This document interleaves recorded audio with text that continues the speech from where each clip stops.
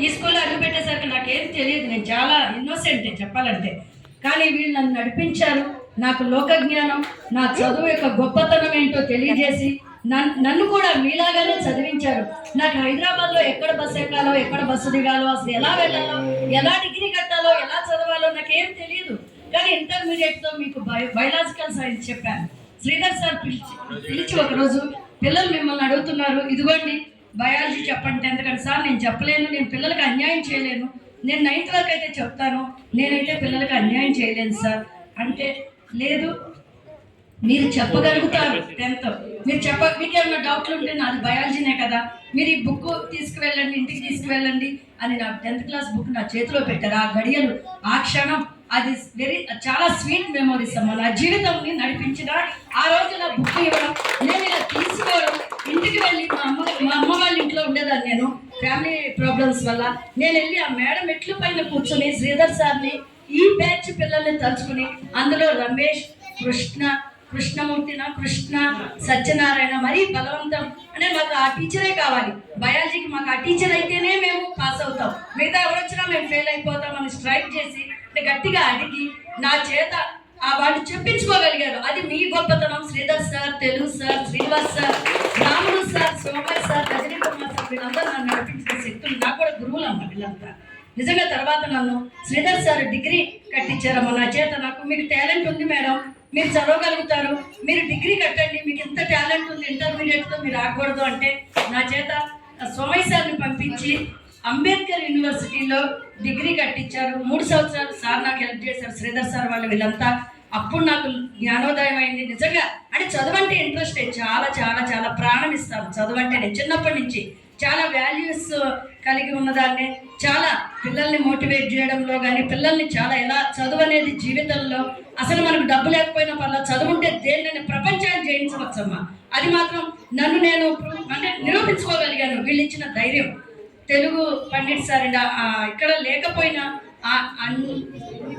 అంజయ్ సార్ని నేను అనుక్షణం, అంజయ్ సార్ని, బద్రీనాథ్ సార్ని, శ్రీధర్ సార్ని, ఇప్పటికీ నేను ఏ స్కూల్లో ఉన్నా, ఎక్కడ ఉన్నా, వీళ్ళని కలవని రోజు అంటూ లేదు, వీళ్ళ గురించి చెప్పని క్షణం అంటూ లేదమ్మా. పిల్లలతో చెప్తాను, టీచర్లతో చెప్తాను, నా తోటి కొలీగ్స్, ఈ బ్యాచ్ నెంబర్ 1, నేను మొట్టమొదటిగా 10th చెప్పిన బ్యాచ్ మీరేనమ్మా. మిమ్మల్ని నేను మర్చిపోను ఎప్పటికీ, నేను ఎలా మర్చిపోలేదు ఎప్పటికీ కూడా.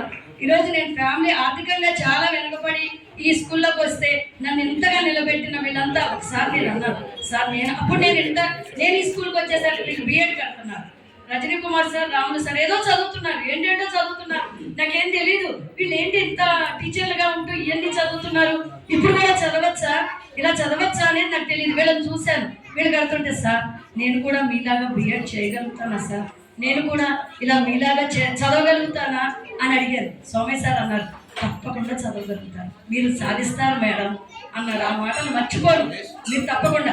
తర్వాత అదైపోయింది. శ్రీధర్ సారే నా B.Ed అప్లికేషన్ నింపారు. సార్ వాళ్ళ ఇంటికి వెళ్ళి B.Ed అప్లికేషన్ నింపించుకున్నాను. సార్ చేతితో అయితే నాకు కలిసి వస్తుంది, సార్ దగ్గర నేను వర్క్ చేయడం వల్ల నాకు చాలా గొప్పగా జీవిస్తున్నాను ఈరోజు. తర్వాత MA అప్లికేషన్ నింపేటప్పుడు కూడా మా పాప 7th నేను B.Ed, ఆమె 7th క్లాస్ స్కూల్ టాపర్గా నిలబెట్టాను. 10th కూడా ఆమెని 10/10 నేను MA చేస్తూ పిల్లలకి 54 మెంబర్స్, మ్యాథ్స్ కంటే, ఫిజిక్స్ కంటే, సైన్స్ కంటే, సోషల్ కంటే అన్నింటిలో తెలుగులో 10 points ఎక్కువ సార్ తీసుకొస్తూ పిల్లలకి నేను B.Ed తెలుగు చేశానమ్మా. ఇప్పుడు నేను ప్రజెంట్ తెలుగు టీచర్ని, బయలాజికల్ సైన్స్ కాదు, తెలుగు టీచర్.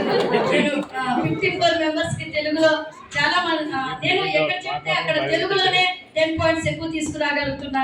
అది పిల్లల గొప్పతనము, వీళ్ళు ఇచ్చిన నాకు చాలా ఇన్స్పిరేషన్ అనమాట. అందుకే దేవుడు వరం అందిస్తే అందరూ కూడా నాకు నగలు కావాలా, ఇల్లు కావాలా, లేదా నేను ఒక్కరో సీఎంగా చేయాలనుకున్నా, లేదా మనకి సీఎం వన్డే సీఎం అంటారే, అలా కాదు. దేవుడు వరం అందిస్తే నేను మళ్ళా మీ అందరి మధ్య ఇలాంటి సార్లు ఉండాలి, ఈ సార్లే ఉండాలి, వీళ్ళతోనే నేను కలిసి మళ్ళా జగత్తుని నగరంలోనే వర్క్ చేయాలి. ఒక్కరోజు నాకు అవకాశం మీరందరూ రావాలి, మీకు మళ్ళా నేను చెప్పాలి, వీళ్ళందరూ సమక్షంలో నేను వర్క్ చేయాలి.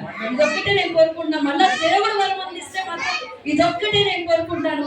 ఈరోజు నన్ను ఎన్నో ఆంక్షల మధ్య మా బ్రదర్ బయటికి వెళ్ళనిచ్చేవాడు కాదు, అంటే ఆడపిల్లలు బయటికి వెళ్ళకూడదు అని తొక్కేసేవాడు. నిజంగా నేను చెప్తున్నా, ఈరోజు మీరు పెద్దవాళ్ళు అయిపోయారు, ఫ్యామిలీ బాధ్యతలు మీకు తెలుసు.